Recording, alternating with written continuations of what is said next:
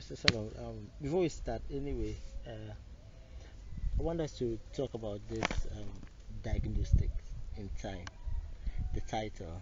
Mhm. Um, we are familiar with Mr. Dawson. It was there. Yeah. Ajiman Osei too. Yeah, we were kind of getting it. Mhm. But this one, we haven't still diagnosed the type. Can you Oh. help us with why this particular theme for the third exhibition, if I'm right, third exhibition? Yeah. So SCCA Tamale was interested in having retrospectives for the period of 10 years, Okay. and we started in 2019 with the retrospective of uh, Mr. Kofi Dawson Oh, with the exhibition In Pursuit of Something Beautiful, perhaps. And the next year or the following year, we had uh, Dr. Jimmy Osei's exhibition, yes. Kudjie, Blindfolding the Sun and the Poetics of Peace. Yes, yeah. And the third one is also supposed to be a retrospective, as people would have expected. Yeah. But this time we decided to have a shift the retrospective to another year, Okay. and then have an in between, which is a collaboration between SCCA Tamale and its sister institution with ARoS Aarhus Art Museum in Denmark. Okay. So, and also um, we invited the Ghana Museums and Monument Board to join in the course of the course of the research or in the course of the making of the exhibition. Okay. So it became like three teams that are working on it together. Oh, So initially, the exhibition emerged out of the need to have a transnational exhibition in Denmark, and which was curated by Maria Kepvard. Sorry if I'm pronouncing the surname yeah. uh, wrongly. So, out of having or doing researches in Africa and trying to have a transnational exhibition on Africa, so they came to meet SCCA and realized that they could probably have a collaboration and extend the exhibition to be a twofold or a twin exhibition. Yeah. So you have SCCA Tamale hosting one, and also ARoS also hosting another one. So the ARoS exhibition was is titled "This is not Africa. Okay. Unlearn what you have Oh, learned." So basically, it's about trying to make an exhibition on Africa based on a different narrative, not the one people were expecting about African art. African art has been pigeonholed and as a certain kind of form that we'll be expecting from African artists. yeah. But over the years, you realize that African artists have explored so many mediums and themes. So that exhibition, or the first part of the exhibition, tried to explore that part But, to okay. let us know that there's much more to African art than just it's a continent, not a single country where you have a certain homogenization of culture. Culture, yeah. There are different kind of people with different aspirations and different interests. So the theme varied from identity to race to politics to power and structure, power, language, and myth, and so on. Our end over here, uh, which we titled A Diagnosis of Time.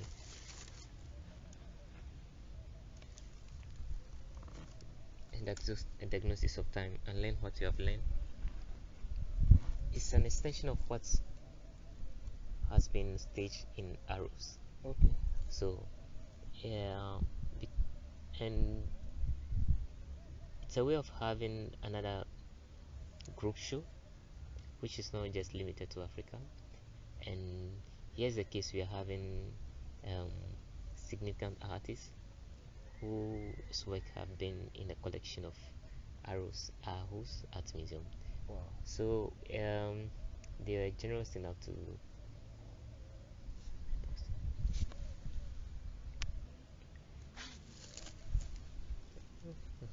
what was it? So partnership with ARoS, and they happen to share some of the collection with you Yeah, as SCCA.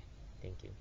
So yes, ARoS, uh, through this collaboration, decided to loan some of the works they have in their collection to SCCA Tamale, for us to for these exhibitions to go on. So there's a certain kind of exchange that's going on Okay. over there, which is, I think, is progressive for an institution, and you don't usually find institutions of that caliber trying to come to the level of SCCA, which is a young institution, to have to be bold enough and then to lend their works to us, or to loan their works to us. So we are very gracious to, Wow. for that, and it's something that's quite commendable. We wish that such intent could be going on, or we wish to have more of this with other institutions too, for people to experience works of artists from different places, and not just African artists. Not just We are not just interested in retrospective. We are also interested in what people are doing, or what people in other places have done, Okay. which you can also inspire the public in various ways. Wow. So what we had, or we got from ARoS, were mostly contemporary arts works. Okay. So and they were time-based works, meaning that most of them are, or some of them are video works Okay. and painting. Sorry, photographs, Photograph. and then an installation. Okay. So, or installations, because some of the video works come with installations in themselves. So there's a lot that's going on with those works. There's something that's central to that. That's time. Like, for those works, you need to experience it in time, and videos has to do with duration. Yes. It's durational. So usually, as you are in the presence of the work unfolds in time. So there's something that I think it's quite interesting to learn from that, to pick from it.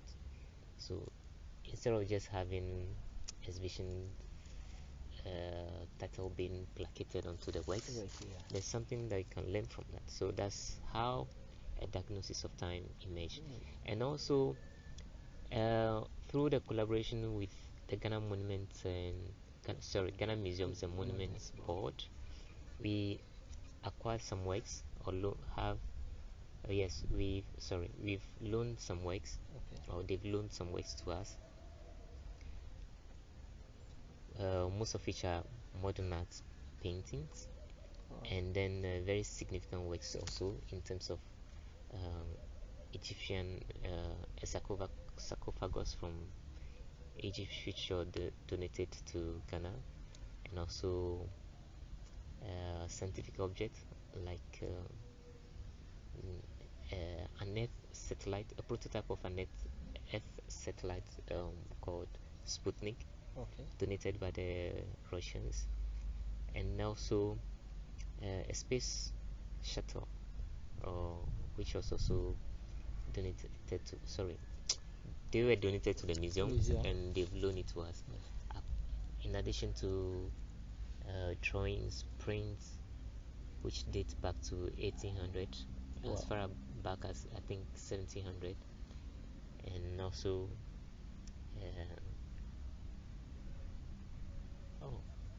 archaeological objects, diggings that were done in around in the north, around the area of Bongo and other places. Okay. So in the north here. In the north here, Oh. not just in the northern part of Ghana. Of Ghana. Okay. Yeah. Yeah. So the Kuma people are located around Upper East, yeah. Bongo and other places. Yeah. So it's quite interesting to, and that culture dates back as far as North culture, which also is quite quite early in African history. So we can see that there's a certain element of time that's quite prominent in the exhibition. But at the same time, we are looking at time. We are not looking at time from a certain classical view, but we are looking at time as something that's quite pliable, something that's malleable, something that we can bend and stretch, something that we can play with. So that these were the fundamental ideas that we were working with. Wow. So you have an Egyptian sarcophagus that dates around approximately 1006 BC, and you have a work that was made by an artist which was loaned to us in 2002, 1996. You have works of African artists that we've invited, which also took part. Some of them took part in the exhibition in ARoS. This is not Africa. So you can see the kind of knots and also network that we are creating. So time in this sense cannot be homogeneous. It cannot be linear. It's a system, something that's spread. So there is a certain sense of time being analogous, or time being just opposed to one another, or time being collapsed, time being stretched, and so on.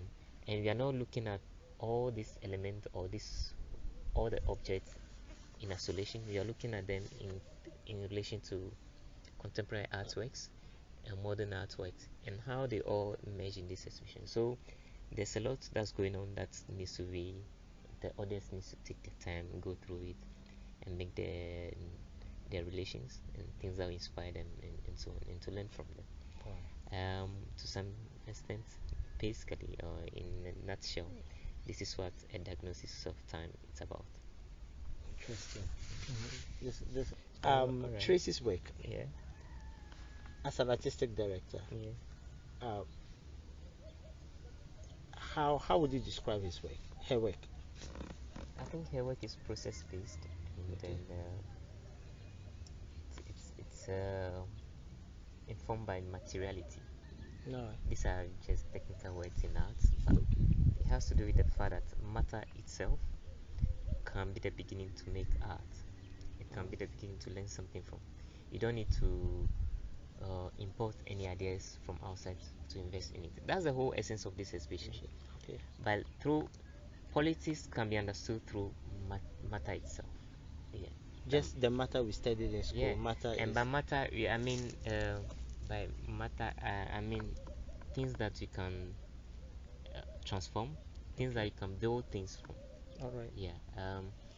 So, or if I may break it down, the material is quite important, or the object is important. Those are the matters that I'm talking about. Okay.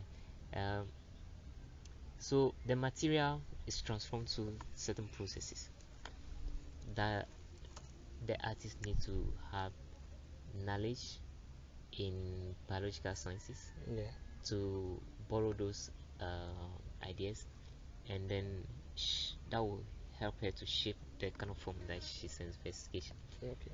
Bioplasticity, yeah, with all these petrochemical objects objects that we are using that come from petrochemicals objects, having a certain sense of ecological understanding and trying to create works that will probably imitate but also contest or those objects that we know in terms of being petrochemical. How does an artist make those works and also make a certain significant contribution to art in itself, or to life in itself? I think that's where I found her work to be strong. Because just with the basic food that we eat, she was exploring process-based food earlier on. Biscuits, Pringles, the meat fufu, yes. and also now she's exploring rice and beans. We commonly call wachi here. So, and time is very important to it. She has to blend the thing, cook, blend it, or mill it, and then through certain processes, having some chemicals or actants or agents that will make the work create those kind of forms that you are seeing, either cracked terranean surfaces. So there's something geological that comes after the work dries or the work is spread. So that's what I find interesting about her work. So something at the end of it, you wouldn't even know that it's watching that end up there. That's the mystery behind the work. And that's what art is about. It's about changing something that's quite that's familiar to us into things that we might not even know. That's one aspect of it. And when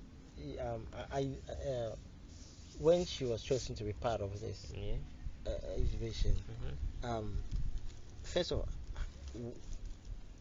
why did you settle on her? And with her kind of art experiences or exploration, what do you think it can, like, her work can influence to the Ghanaian community? I think her work can inspire a lot of young people to really think about what they are interested in. If a kid of a young woman in her mid-20s is engaged in such a thinking through processes, basic things like that, I think it's something that's laudable, that people could be inspired. That if you're interested in business, how will you rethink it? If you're interested in journalism, what approach are you going to go about? Process is important. Materials are important. The materials you get, how do you present it? So this, you are not just interested in art. No, if you come there, you're supposed to stir something in you. Whatever field you are, you need to begin to rethink what you are doing. Not just go with the conventional way of doing you need to things. challenge yourself in the field you are in. So there's much more than you are doing. So don't be limited to that.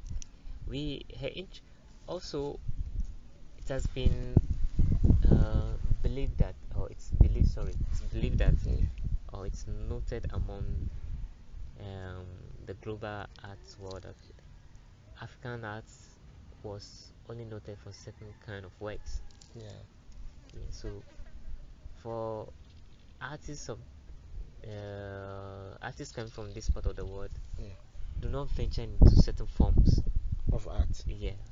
That's what. So it's a political art from our part to involve her in the exhibition. This is not Africa, and also this is not, this exhibition, a diagnosis of time. So artists of her kind do exist in Africa. Do you exist? You are not artists that only use wood or stone. There are artists who are also interested in ideas, biological thinking. Ideas that to sort of cause us to reflect about ourselves. So those are the things you are in. That's what made me interested in her work and the works of other people like Bernard, Kelvin, and so on, Jideka, and the rest of the artists we have in the exhibition. So now let's get to Mr. Bernard, Dr. Bernard. He made a performance. I had a lot of people asking me, like, what was it about? I think I jokingly told somebody that it was about how lodge members actually go through their stuff. Because he was in suits and gloves and it's black, and we had wine, and and all that. There are a lot of things. Uh, So why will you associate it with lodge? um, Uh, uh, that is what we see on TV. okay, Yeah, so popular culture is now informing what uh, yeah, secret society yes, engaging. engaging. Yeah, Yeah, we okay. had the wine, we had the globes, like it was all this thing. If he was wearing a British suit, we would have attributed that to a British culture, yeah, in one way or the other. But it, Mr. Bernard, Dr. Bernard's display, Mm-hmm. the performance he did. Yeah. Now, what was he trying to communicate? Okay. For some time now, Bernard has been engaging in the act of performance. So performance engage the whole body. Okay. These were forms that emerged in the 60s or let's say 70s or even before then Alright. in the West. I'm sure before then it has been explored in so many ways. Okay. In African art it has been explored. It's a form that engages the body and also other elements. It Okay. can be there's some element of painting in it, there's some element of sculpture in it. And so you can see a sense of three-dimensionality. Yeah. It can have a sense of installation. It means that the work has been put in stage in such a way that you have a certain bodily experience of the work. Wait. Your body will move through the work or have to go around it. So, and in time, you see, I'm still Yeah. coming back to Back to it. time. That in time, he came out and he was moving. It was, even if it's static, it's something that's happening live. Life. Yes. You're experiencing it. If you capture it, what you capture on your phone is different from what's happening live. Life. Yes. And when it happens, it's ended like that. Yeah. It can never be repeated. Even when Yeah. it's repeated, it's a different thing. Different thing altogether. Yeah, it can make the same work to the by because that time has passed and it's gone. Do you get it? Yeah. Yeah. So that those were some of the ways that made that challenge art in the back in the 60s and so. But for him, the he Bernard is very witty. Mm-hmm. So his works are usually like a form of a joke, Okay. and also on certain practices that we have around. So he borrows a lot from the Eucharist Alright. uh, tradition, Okay. whereby when I don't know, since you're Muslim, I don't know whether you're familiar with the act of receiving or giving a communion.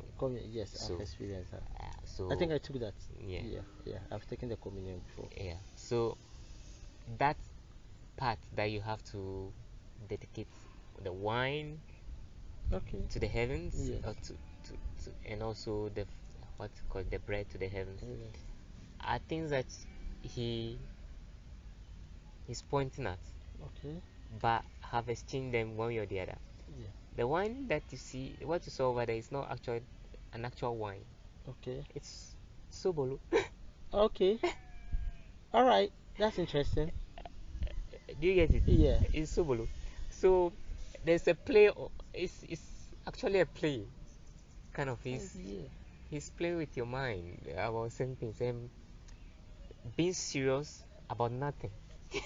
Actually, So it was more like a stage drama. yes, Okay. kind of how, but it's also about something. Something. Yeah. So So right now, what we were seeing yeah. is not actually what he was doing Oh, in one way. maybe what you're seeing by might be what he was also doing. But the way you read it might not be what he was interested in. He might Okay. have borrowed from the probably the secret society tradition. But Yeah. most of it has to do with the Eucharist tradition, Okay. the Catholic tradition, or the how do you call it, The Roman. Anglican Yeah. tradition. Or yeah, I think a lot of the churches are involved in taking communion. So Communions. Yeah. yeah, there's something Christian about it. But Okay. also he borrowed a lot from certain the northern culture, millet. Yes. Millet is Yes. here, so in order to make a certain reference to where event is it's happening. happening. What is bread made out of? It's made out of wheat. It's made out of flour. That flour is made out of grains. Okay. So he can decide to exchange the grains that makes flour with wheat. I'm Yeah. sure people could make bread out of how do you call it? Millet Millet, yes. also.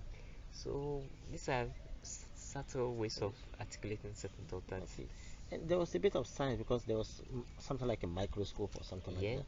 these are like displays for slide displays that you Okay. put images on it and you'll be throwing onto before the projectors came. Okay, yeah. So it's just um, using that to kind of articulate his thought. The words are layers, layered upon layers upon layer. So you need to take time to reflect. And it's a dinner set. Yes. Do you get it? Yeah, it was like a three. Yeah. And the event was happening in the evening. So these are all, it's not just religious, it has something contemporary, it has something that has to do with urban life. It was also felt like a waiter. Yeah, kind of. Yeah. At the same time, it also felt all the running and the moving, and it also felt like all the movement felt like it's the way a certain kind of procession in the Catholic Church or in churches, the way the priest comes and be moving, so you see the incense being moved. Yes. So those are the religious element that I need to point to you that this is what's going on. But at the same time, he's just borrowed it. Wow. Yeah, and through that is transformed into something else. Yeah, we are not just seeing the religious figure. We are seeing a dinner set later on. We are seeing a display, a light being projected upon writing, which is not done by just your physical pen being no, by on pen on paper, by it's an act that was done on milled or ground millet, and display on, and then written through. So there's a lot that's involved in it.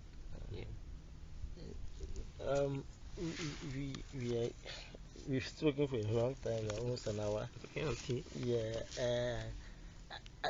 I know we'll talk about the other artists. I haven't taken time to look at their works properly. Okay. It's only Tracy and Dr. Bernard's work I was able to look at properly. But to summarize and to end, what when people come, either from here, northern Ghana, or they travel afar to come and see this exhibition. Yeah. Question one. What should they have in mind when they are coming? And question two, what should they take home? Okay. What should they take home? If they are coming, yeah, should come with nothing. Just come in with the expect. Just come that you want to be probably experience something that you don't expect. Okay. Yeah. Maybe that could help. Yeah, you are come to discover something that's from different people who are engaged in activities. Yeah, don't come with the expectation that this is what art is, because nobody knows what art is. All right. It's an ongoing investigation, and when you come over there, and be open-minded. If you have questions, ask. Okay. Yeah. It's art is not in one person's mind. It comes through deliberations, come through some level of criticality. It's also, but it's not something that's serious, but it's serious at the same time. Yeah. So if you feel free, come, and enjoy yourself. All right. Maybe that's what I would say. Come to enjoy yourself. Okay. Yeah. Come to enjoy the work. Okay. Yeah. As much as it might look boring, just take your time to look at what's going on in the work and ask yourself basic questions. Okay. Maybe you might take something home. Yeah. All right. So when you look at the work, ask yourself some basic questions. You might take something home. Yeah. And when you are coming, you just come and enjoy the experience. Yeah. Okay. All right. This is really a lot to take in. let's come back to your collaboration with ARoS and the Ghana Museum and Monuments You Board. can call it GMMB. GMMB. Okay. Okay. These two collaborations, uh, the works they've loaned to you, would you say that it is also let's say trust you've built in this short period of time, because SCCA and its partner institution is almost 3 years counting. Yeah. Yeah. Because they are precious materials, they are precious artworks, they are precious, and they've been able to loan it to you. That kind of trust, how would you describe that trust that has been bestowed upon the institution SCCA? It's first of all, we are just 2 years old. We are entering into our third year. Third year, okay. Yeah. So it's been uh, a long and a short one journey, if I may say, because for it also depends on a certain sense of credibility the other institutions has, and also are expecting from us, Okay. or if I may say so, because we are just 2 years old. Yes. And for them to have that that sense of being sensitive enough to see the bigger picture of what the institution is envisions or envisages, I think it's something we are very, very grateful to, and then we don't take for granted at all. So I don't know how to put it, but I think there's some level of trust. Yeah. Maybe due to it also depends on maybe within this short period of time what the institution has done. Yeah. And there's a certain sense of how do you call it? Uh, consistency Yeah. that we've had since we've built since we began. Yeah. And it's something we are hoping to continue, and then for other institutions to have the same trust these institutions have in us. But it hasn't been easy. It came through a struggle. It's not just that they Handed it over to you. but there are some clauses Yeah. in and things that you have to abide by, and so on. So because these are precious Yes. objects um, that are in our care, and we have that responsibility to take good care of them, as we want people in Tamale to experience them. The north, I believe, has been removed from the whole cultural sphere, to some extent. So we don't want that kind of cap. We want to link, the south and the north. We want to link the whole nation, like the whole country. Yeah.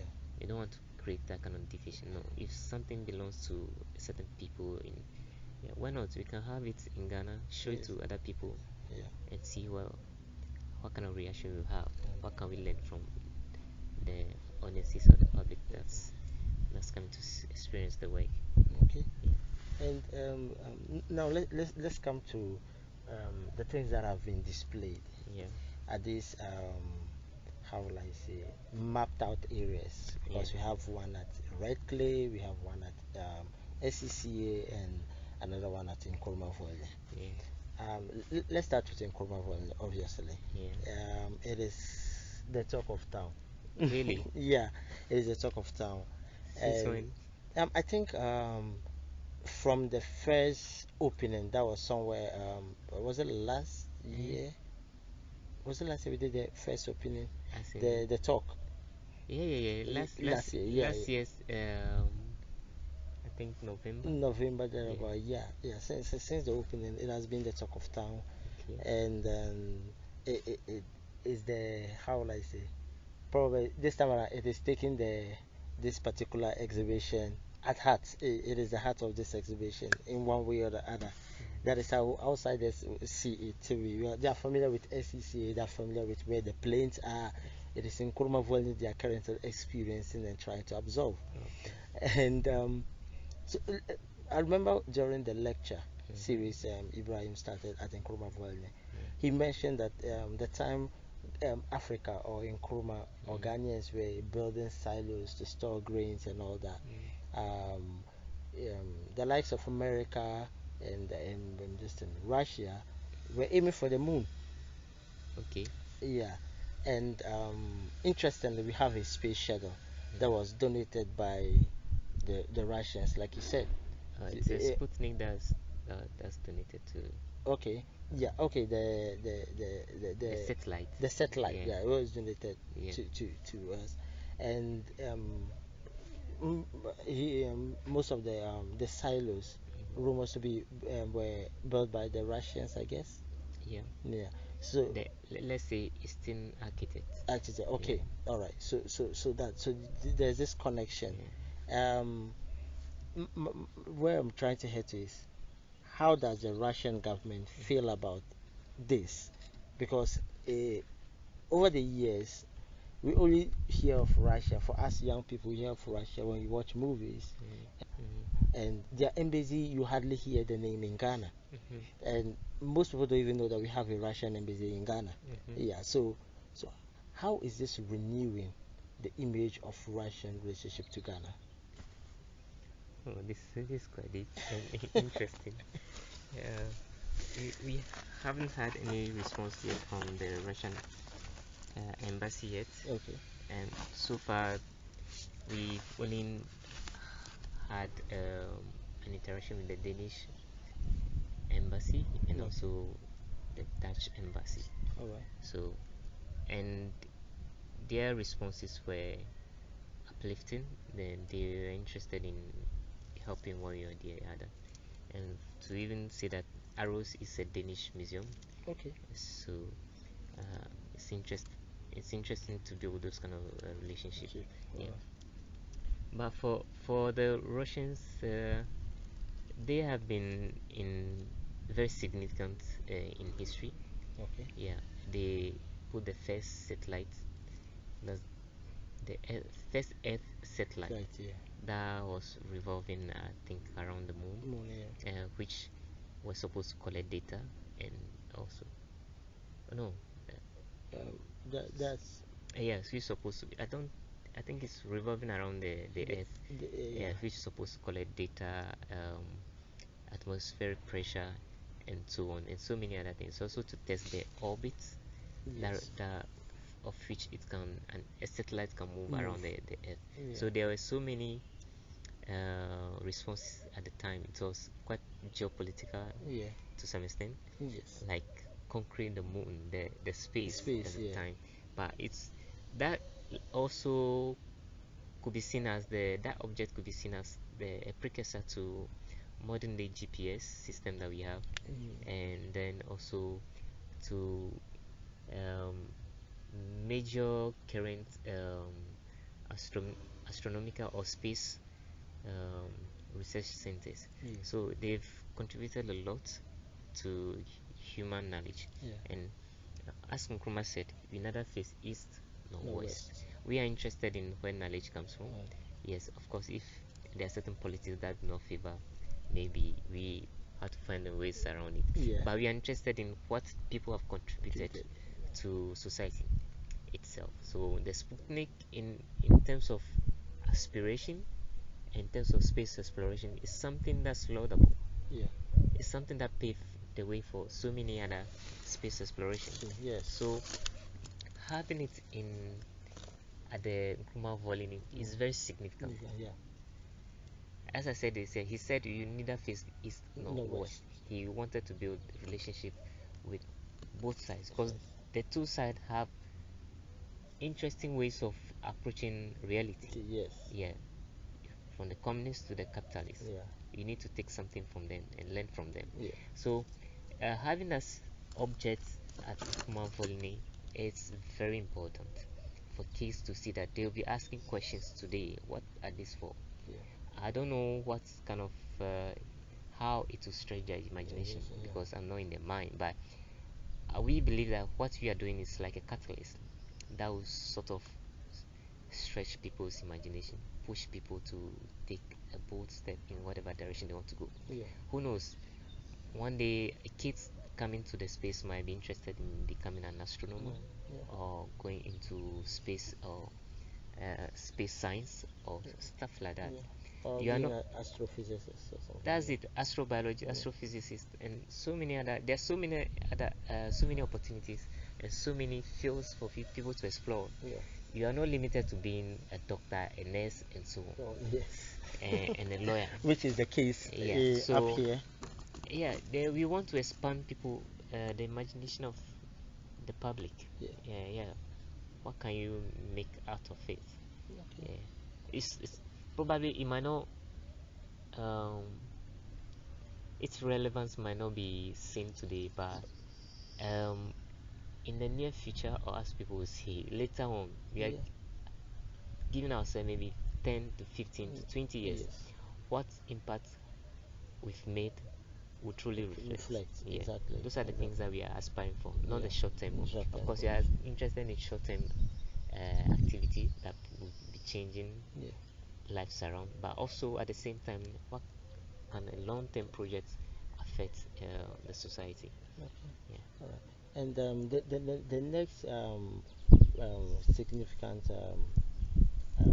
let's say piece of collection you have at Nkrumah Volney is also the space shuttle. Yeah.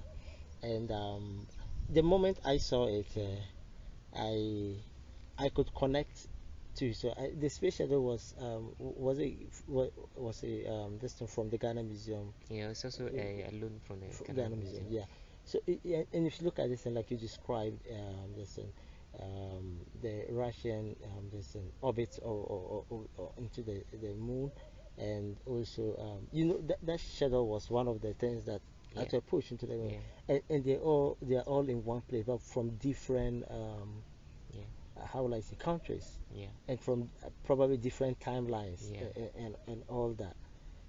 There was this one picture I saw with a little girl covered in a veil and just staring at the space shuttle. And I don't know if they've come across hidden figures. Yes. But once I saw that picture, I'm trying to connect to what you're saying about what is going through their minds, and in 10 years, what is going to go through their minds as well, or how it will reflect in their character and all that. The space shuttle, what does it say about us as Ghanaians? We have always been on the ground. We've dug down to the ground, but we haven't explored what is above us yet. Okay. For SCCA perspective, the space shuttle, what does it stand for in there? Oh, the space. Sorry, the means of. I would say it's a vehicle that's supposed to take you from the surface of the earth into outer space. Okay. Do you get it? Yes. Into outer space. Human curiosity has informed those kind of decisions, and due to our limitation as human beings in terms of space and time, because you can't look at your back. Yes. You need a mirror to look at your back. Yeah. And if you want to look further, you might need a binocular object to look into a far distance. Yes. The same as what's happening in the universe, in outer space. People have explored from Aristotle from Aristotle to Kepler to Galileo and so on. And with the discovery of instruments like telescope, we began to know a lot about ourselves. Yes. When people thought that the Earth is the center of the universe, Yeah. later on with the invention of the telescope and knowing that the way the sun moves and the way the stars are arranged or whatever, and the sun and the moon and the star, or the way the eclipse fall, the shadow it falls on Earth would determine whether we are really the center at the center or not. Allow us to maybe discover new things or discover new things and to know much more about ourselves. So it's very important to have that object there. And it's about propelling kids' imagination. Today we watch science fiction movies. We watch things, fantasy movies. And the world is becoming much more smaller. You wouldn't allow your kid or your neighbor or your friends or your siblings to be stuck in the past. As much as you're interested in the past, not in as I say, not in a nostalgic way. Oh, I had back in the days we were like this, we were like we own this, we were not using cell phones, so you can talk to. No, things have changed. These objects have come and they've shaped our reality. The space shuttle allow people to go into space to learn about what the universe is about. What when the stars dies and they form black holes and so on, what it entails to humanity, what dark matter means. So all these things are very important to artists, or not just artists, to ourselves. We want everybody or these kids to be engaged with things like that. Not in a very myopic way. Things that will expand their imagination, things that will allow them to ask questions about selves. That's how other people have stretched the gap between they and us.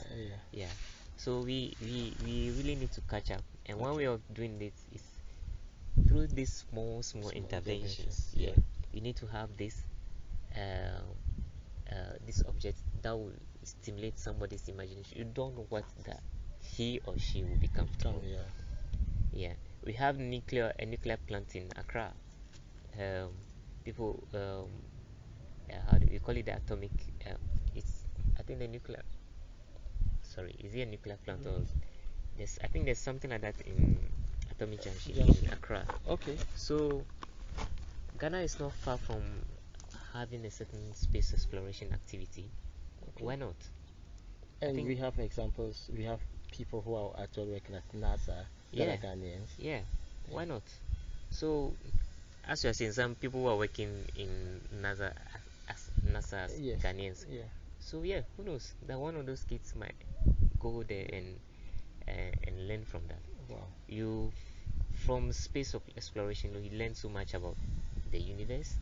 You learn so much about the biology in space, biology in the moon, and so on, the climate, and so there's so much that we need from there that's supposed to inform what's happening on this earth. Today, people are thinking of traveling to Mars. And it's not a far-fetched idea. It's just about having that imagination, pushing it, and here we are. This is somebody's imagination to have an institution, and here we are in that institution, having this conversation. So I think it's important for this to be in this exhibition for people to see, and who knows, also inspire us as a nation if you have to engage in such activity, because the Indians are venturing into space exploration, the Chinese are venturing into space exploration. If you want to rub shoulders with the big dogs, you need to step up. You need to have wild imaginations. You need to have those kind of imagination. It's because it's not only your raw materials on earth that's going to that's going to help come up with certain forms of technology. No, there are certain materials that are not on there. Probably we need for that will help us in our medicine, or in terms of health, in terms of communication, and so on and so forth. And if you look at I like that the idea that we first everything was we had to look down, Mhm. and now we are now the fight is looking going above and beyond us. Then we come back to the Egyptian Mm. mummy casket. Yeah. So Egypt has long been one of the countries that has the oldest civilization. They, they've they, they've explored the thought of space, even though they haven't actually gone. How does the casket Mhm. also communicate to children around here? Because um, we hardly have for a Muslim community in northern Ghana, we Mhm. don't bury caskets. Mhm. For the Christian communities, Mhm. our caskets are usually different Mhm. compared to what we see, and we've seen this in movies. Those of us who have been privileged to Mhm. see this kind of movie. Mhm. What does the casket communicate in the silo, especially where it's placed? When you go on top of the silo and you look down, Mhm. you see that there's some kind of light that shines Well, to the casket. yeah. Yes, like what is it trying to communicate, and why was it positioned there? The Egyptian sarcophagus embodies um, a body that has been mummified. Mummification has to do with the fact that through a certain scientific process, which was common among the Egyptians and spread to other places in antiquity, Okay. has to do with the fact that the body has to be taken care of by through processes that will allow certain um, certain how do you call it chemicals and also certain chemical compositions Okay. that are used to embalm the body, wrap the body, and also take certain elements out that will not allow the body to Decay. to decay or what was the name? Deteriorate. Yeah, deteriorate. Yes. Oh, sorry. Yeah. Yeah. So, they were quite learned, the Egyptians, Yeah. and they've contributed a lot to human society. In terms of writing, in terms of science, in terms of religion, and so on. Um, if you look carefully on the sarcophagus, you can see element of hieroglyphics. Yes. So these are very pictographic systems of writing Yeah. that they covered the walls of the pyramid uh, with those kind of pictograms and Yes. so on. These were the first or the earliest forms of writing. Wow. So just by placing that object over there, you have you begin to learn about all those things that you've learned in class. It's now actual to you. Yeah. It's not far fetched from. You are not seeing it just as image in a book. It's in Right in real. front of you. It's in reality. It's real. You're seeing it over there. Um, so you can easily make those connections. You don't have to chew and pour. It's right there. Yeah. You've seen it. Yeah. So that image is there. Yeah.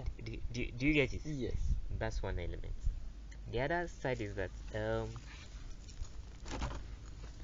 having an Egyptian coffin, first of all, in terms of the exhibition, Yes. it's very significant to have something that dates back in the past, sitting in an environment with something that's quite recent in the 70s. The Yeah. Sputnik, they are living in a space with an artist that was made in the 90s. Yeah. So within that space, time.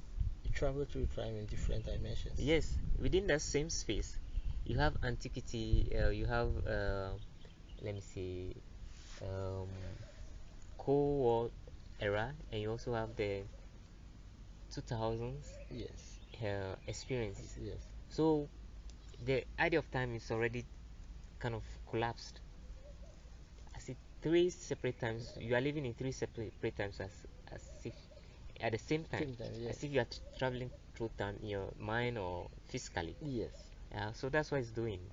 But having that Egyptian coffin is that you wanted it to highlight it, to see it as something that's um, significant, not as much as it might look old. We need to give it a certain sense of let me say aura. At the same time, we want to do away with aura in those with objects that we are displaying. Anybody could come and see them, but also give it a certain character or preciousness, if I may use that word, for it to look like something that's quite precious and significant. It's standing on blocks that were made with objects or blocks that were made with the sand that were excavated from the silo where it's sitting. Yes. Do you get it? Yeah. So the object that on which it's even sitting, it's part of the it's part of the building, yeah. which has been transformed using other chemical process to make it for it to stand on. So it's not just something that's we are seeing it as some. It's not just an object or an entity that's quite transcendental. We are looking at it as something that's far off from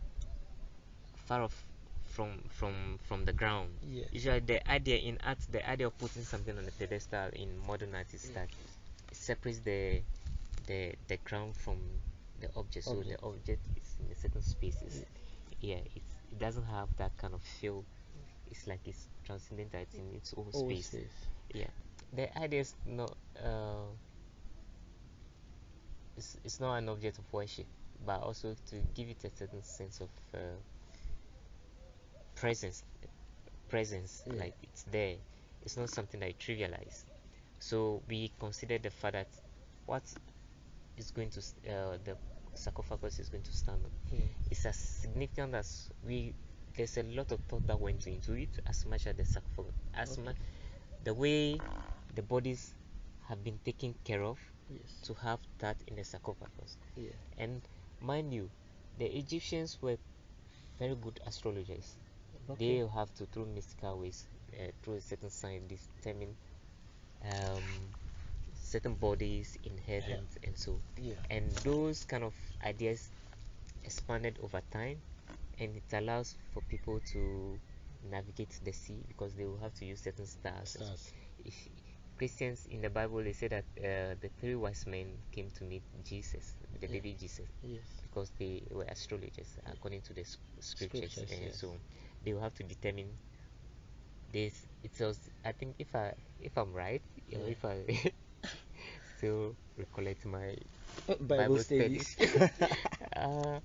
They said that they saw a star in the sky, and they followed that star to where the baby is. So there's a certain sense of mapping their reality with the galaxy, celestial bodies. So this is not far. These two elements that are in the space are not quite different. And the artist that's whose work is inside over there, the video work. The work is titled Artist. So what artists explore, how artists have been depicted or shown in Hollywood movies. So all this connects. But does it speak about religion?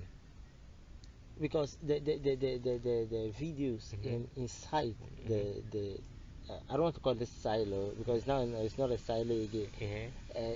In this void, let me say in this void or in this black hole where you travel through time, you see you meet Egyptian mummies, you meet space shuttles, you meet Earth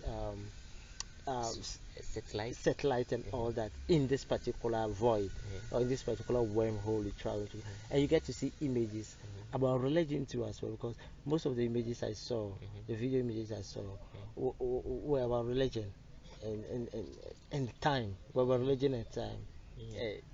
So does it also add up to, especially the Egyptian mummy casket and the videos? Our interest is not focus on religion, but maybe you might have certain allusion.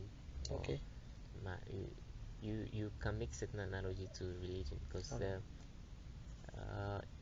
Egyptologists will say that can easily make a connection to certain kings or gods, Gods. Egyptian gods to Christian religions. Yeah. But that's not really our focus. Oh, okay. Yeah, if you see some religious elements, we didn't pick those objects based on religious understanding, but Okay. based on the fact that they are significant works that needs to be explored. Okay. Yeah, for artists to see. First of all, the processes that came to birth those objects are interested are some of the things that inform the exhibition or even the title, Diagnosis of Time. Yeah, because they have to evolve in time. Yeah, you have to slash one object, one video element, chop it, bring it forward or backward. So the linearity of time doesn't work in that sense if you clearly pay attention to it. Okay. Video editing already play with time already. Yes. What has been shot later on can be placed at the beginning. Yes. So though you may have a sense of have a narrative being from the beginning to the end, the logic in itself does not necessarily follow that. Okay. Yeah, in terms of making it. Yes. So we are interested in those elements. How would that inspire people or artists or people to think about reality today? Okay. Today we are pressed with public health has changed so much. Yes. That's one element that also informed the exhibition. Yeah. The times have changed in a way. Yes. Yeah, so that's where the diagnosis is. This time we are living in, what do we make of it? Okay. Yeah, with all that are happening, all these objects we are having, all with the world crisis, economically, health wise, what do we make of it? It's a way to really sit and reflect on how we live today. Yeah. Okay. Any other final words to your supporters, the team that helped put up this? Yeah, I'm very grateful to everybody that joined in the making of the exhibition, to the setting up, to the opening, all hands who were on deck. I'm grateful to the contribution and also the audience that came during the opening. Yeah, those who got the invitation late, those who saw it early. A big thank you for joining us on the opening, and please keep visiting till the exhibition ends. There'll be workshops, and for everybody there'll be film screening, there'll be discussion.